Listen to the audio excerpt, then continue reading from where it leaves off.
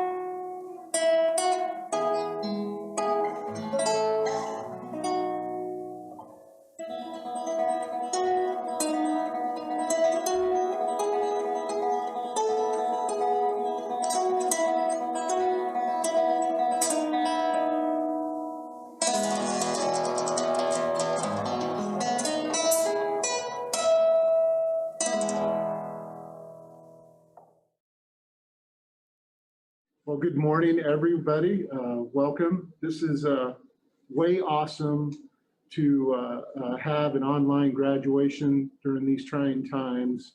To begin with, I want to congratulate all of you who are graduating today and let you know that I'm proud of you as the facility head.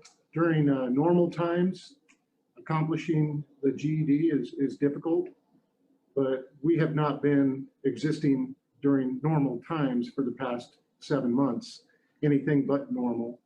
And it's made it even more complicated for you to complete the coursework that you needed to complete to get to this point. So congratulations to you, and you should be proud of what you've done. The staff, Chuck, you and your team, amazing job. The creative aspects of trying to work through the COVID-19 situation, all the quarantine situations we've experienced, being creative and coming up with a format in order to still acknowledge and honor the graduates, amazing. I am just so humbled and thankful for you guys. To all the family and friends that are out there that may be listening to this as it's being streamed, I just want to welcome you and let you know how proud we are of your loved ones and how thankful we are that you're able to attend this. I also want to acknowledge board members that are on. I know Mr. Hayden's here with us this morning, and also all of the executive leadership from IDOC. I have sitting with me in my office Deputy Warden of Operations, Randy Valley. He also plays an instrumental part in helping get Chuck and his team resources that they may need. With that, I'm just really humbled and glad to see that we're able to do this virtually versus not being able to do it at all. So with that, Chuck, thank you, and I'll turn it back over to you. Warden Ramirez, thank you so very much.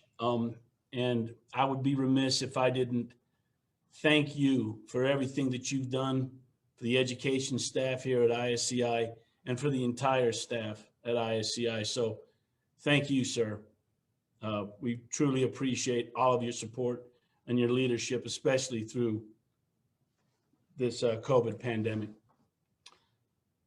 We will now hear from the student speaker. And so with no further ado, I'd like to introduce GED graduate and student remarks from Mr. Matthew West. Thank you, Mr. Durrant. Good morning. I am Matthew West, and I completed my GED class in April of this year. My GED journey started when I got to the Correctional Alternative Placement Program, or CAP facility, in November of 2019. Though I didn't start my GED class until December, I was pretty intimidated by the thought of having to take the class. Several other students at the CAP had told me it was pretty difficult, and not many had completed the course.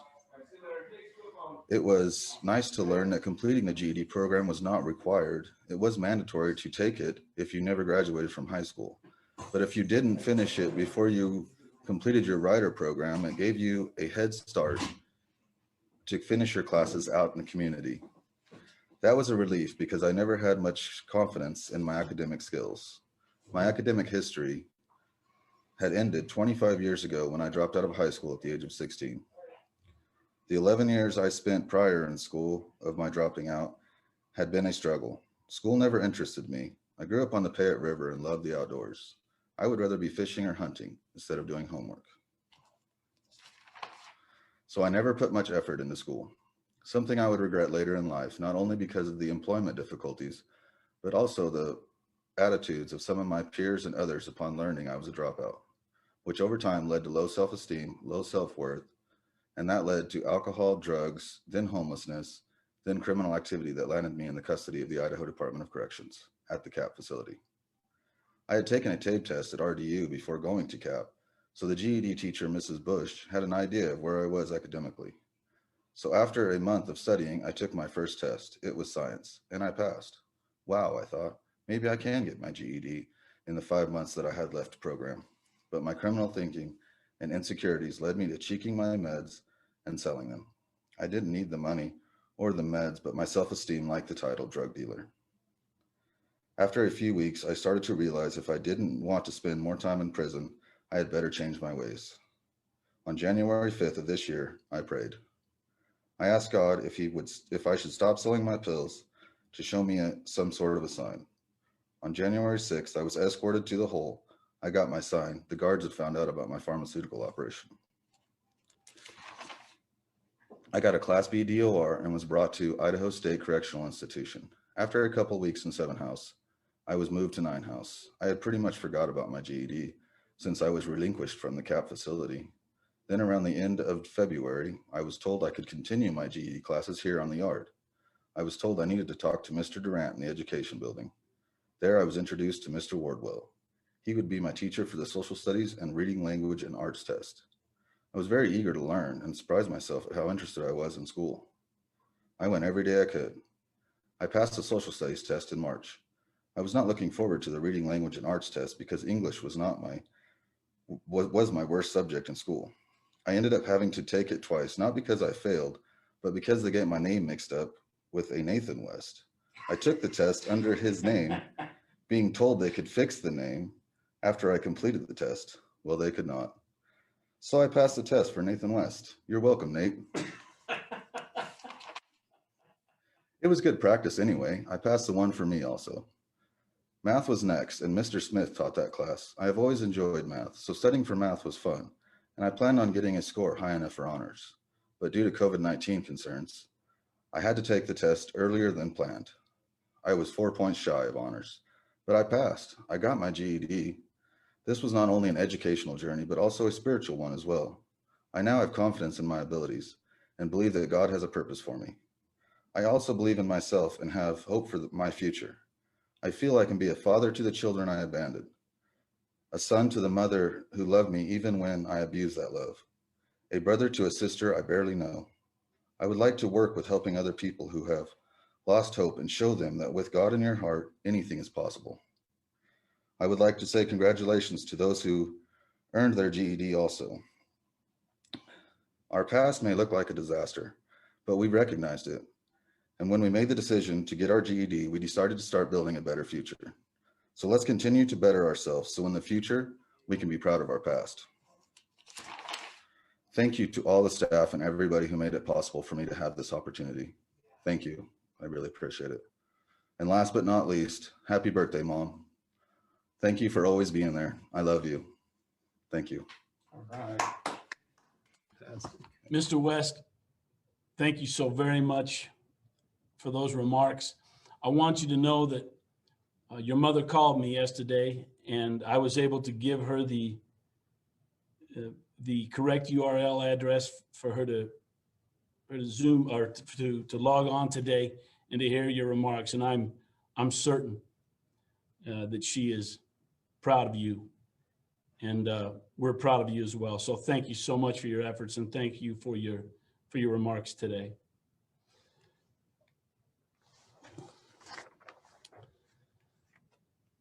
As Deputy Director of the Idaho Department of Correction, Bree Derrick takes a purpose-driven approach to the implementation of operational reforms that improve public safety outcomes for Idahoans. Bree has more than 20 years of experience working in corrections and behavioral health. Bree specializes in effective practices in correctional assessment, programming, and supervision.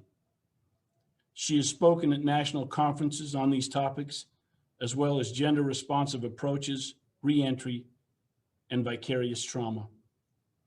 Bree is a licensed mental health counselor, holds a master's degree in counseling, and has been awarded a certificate of advanced graduated study in mental health counseling.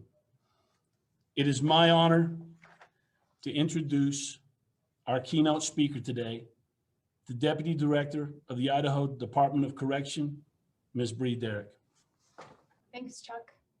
And good morning and welcome to not only ISCI's first virtual graduation event, but to the Idaho Department of Corrections' first virtual graduation event. Attending in-person graduations is usually one of the most rewarding parts of my job. I love being in the room with you all. But I'm excited that by holding this event virtually, we may have people joining us who otherwise wouldn't have been able to make the trip to Boise. So I want to offer my warm welcome, just adding that to Warden Ramirez and Chuck Durrant, to everyone who is joining us, to our 2020 graduates, to your friends, family, near and far, who might be watching this ceremony today. Let me begin by saying congratulations to the graduates of 2020. Completing your GED is a significant accomplishment anytime, one that research tells us improves your odds of success by as much as 30%. But getting your GED during a global pandemic, as Warden Ramirez said, is extraordinary. Great job. There are many people who share in this remarkable accomplishment with you. People like your teachers, your peers, family members, your tutors. They helped you get where you are today, and they're all extremely proud of you, and you should be proud of yourselves. There are also many of us on the IDOC leadership team who are excited to share in this moment with you too. We see the fruits of your labor, and we're committed to investing in additional educational opportunities for you and for others. For some of you, you may see your GED as just a means to an end. Maybe your motivation was simply getting a GED would look good for the Parole Commission. And maybe getting your GED didn't even feel like that big of an accomplishment. I still offer you my congratulations, because I may only floss my teeth so my dentist doesn't yell at me, but I still get the benefit of healthier teeth and gums from flossing. And you may not think that your GED will serve you in the long term, but I bet it will. For others, you may have struggled in school or had struggles at home that made school difficult. For you, this accomplishment may have been years in the making. As Matthew just said for him, it was, I've seen that story over and over again. I watched my older brother struggle in junior and high school. He didn't fit in. He had all sorts of personal struggles. He got into fights. He fell in with the wrong crowd. They were drinking alcohol at a really young age. He was kicked out of school intermittently, suspended from time to time. Teachers labeled him difficult. They called him rebellious. And it didn't seem to me that anybody ever stopped to ask him what was really going on. So he struggled with his own personal demons, and he got expelled from school. Eventually, he quit altogether at 16. He never graduated. But my brother was smart, and I think people mistook the difficulties he had as a real lack of intelligence. The adults in the room seemed to think that if he was just smarter, everything would have been okay. He would have attended school, he would have graduated. I bet some of you have very similar stories. Maybe you thought you weren't smart enough to be good at school. Maybe you fell in with a crowd that encouraged you that doing other things was more important than attending school. Or maybe there were things happening at home that just made attending school feel impossible.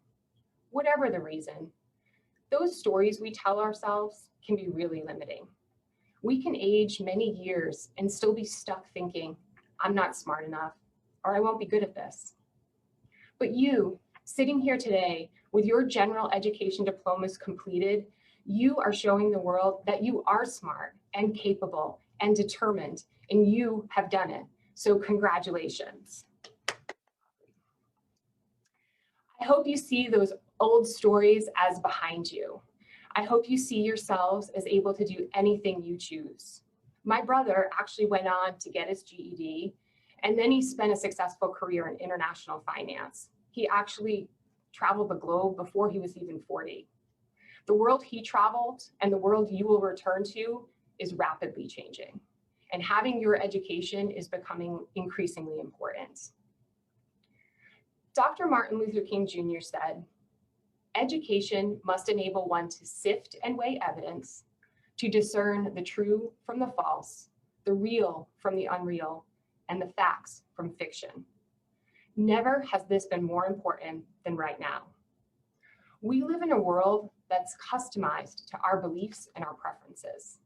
What I mean is that much of what happens outside the prison walls happens on the internet or in the cloud. All of our data, all of our clicks are collected and analyzed to determine what kind of people we are and how we're likely to behave. So if you search on the internet for camouflage clothes one day, you'll see ads for hunting gear the next. If you research fitness trackers like a Fitbit, you'll get ads for sneakers the next minute. That may all seem helpful. It makes it easy for us to find the things we're looking for. We don't spend a lot of wasted energy or time. And it's very intentional, but it goes beyond just marketing goods to you. It applies to the way information is actually filtered to you.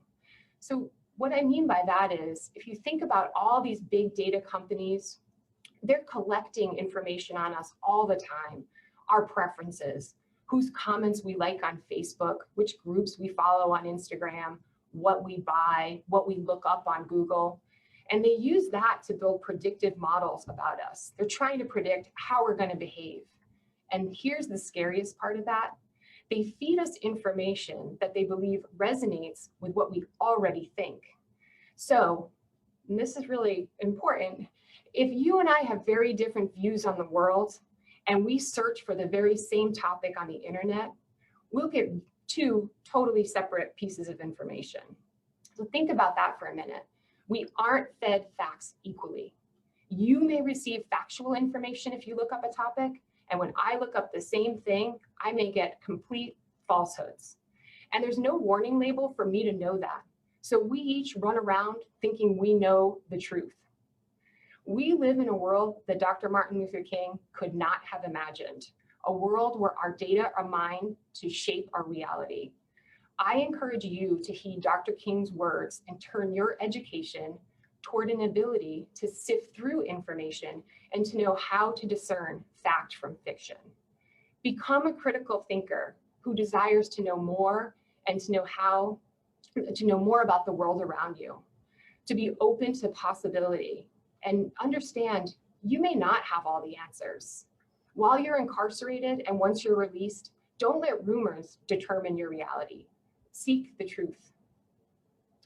I encourage you to approach the world with the curiosity of a child. I remember back when I was just a young girl growing up in a small rural town, and it was actually called Harmony. I'm not making that up.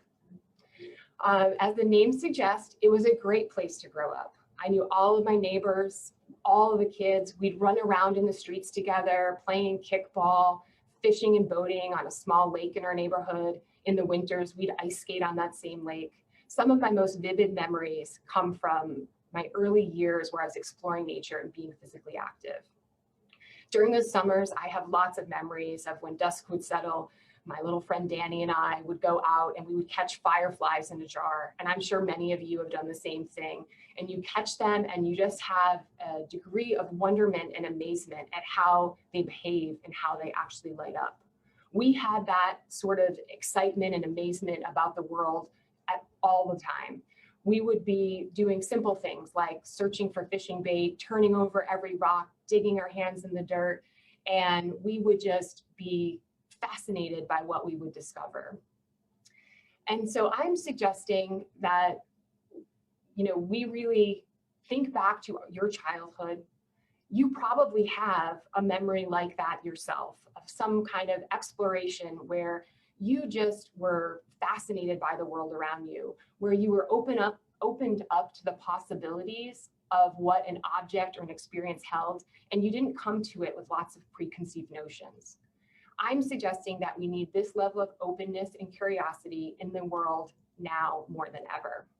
When we come to a topic, and this could be anything really, from science to politics to what's the best breed of dog, without curiosity, we limit ourselves and others. I think we're all wise enough to know that most topics aren't just black and white. There's a lot of gray in the world. I mean, there are some issues that only have one right answer. Like, we can all agree that Tom Brady just needs to retire. But generally speaking, there's a lot of gray in the world. When we come to a conversation and we assume our point of view is the only point of view, it limits dialogue. It stops conversations that haven't even started. When we're not open to hearing alternative points of view, it sows divisiveness and it shortens lives. That's right. This openness to learn, this curiosity, it's actually linked to a longer lifespan, according to researchers. Not surprisingly, researchers have also found that there's a use it or lose it phenomenon with the brain's neural circuitry. So the more we stretch ourselves with learning new topics, the more we build new neural pathways, which help stave off diseases like dementia, we also extend our lives. So what I'm suggesting to you is that this graduation be the start of a journey for you, not the end. My hope is that you have a lifetime of learning, whether that's formal education like going on to college, or self-directed study through reading or hands-on experiences. But you continue to try new things with the curiosity of your 8-year-old self. And then my hope is that you put that education into practice and you share what you've learned with the world. Thank you and congratulations to the class of 2020. Congratulations, everybody. Introducing our graduates. Jesse Bridges.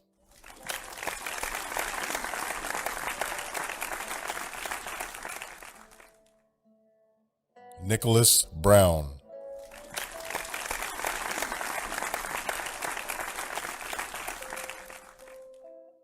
Marshall Burnham.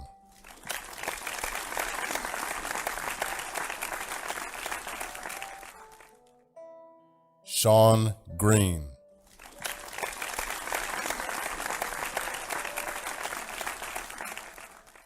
Marshall Schrick.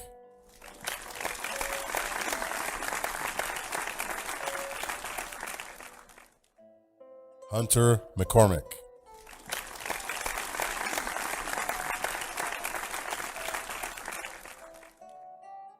Matthew West.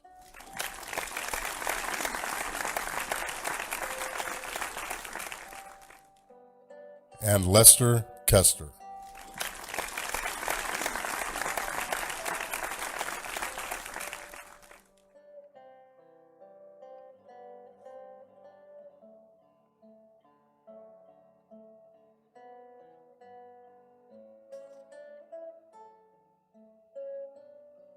On behalf of the IDOC education staff, as well as the leadership here with IDOC, we want to extend a sincere thank you and accomplishment for your efforts in obtaining your GED. One of those things that really helps us to really celebrate you is going to be turning of the tassel. So as you can see on my head, the tassel is starting on my right, your left, and I'll be moving it over to my left or your right. What that signifies is as you, as a student on the right-hand side, moving over now to the left, now you have completed that GED, and now you're ready to move on to the next stage of your life. So what we want you to do now is pay it forward and continue to learn and grow as an individual. Again, on behalf of IDOC Education, leadership, and all of us, we want to extend a sincere thank you. Congratulations.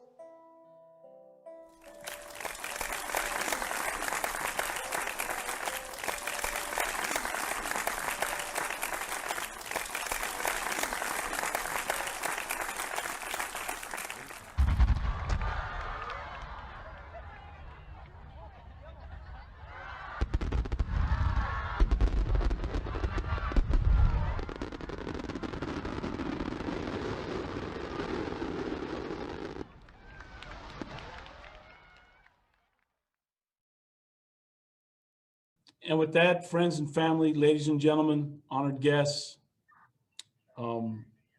we give you the class of 2020. One more round of applause, please, for our graduates.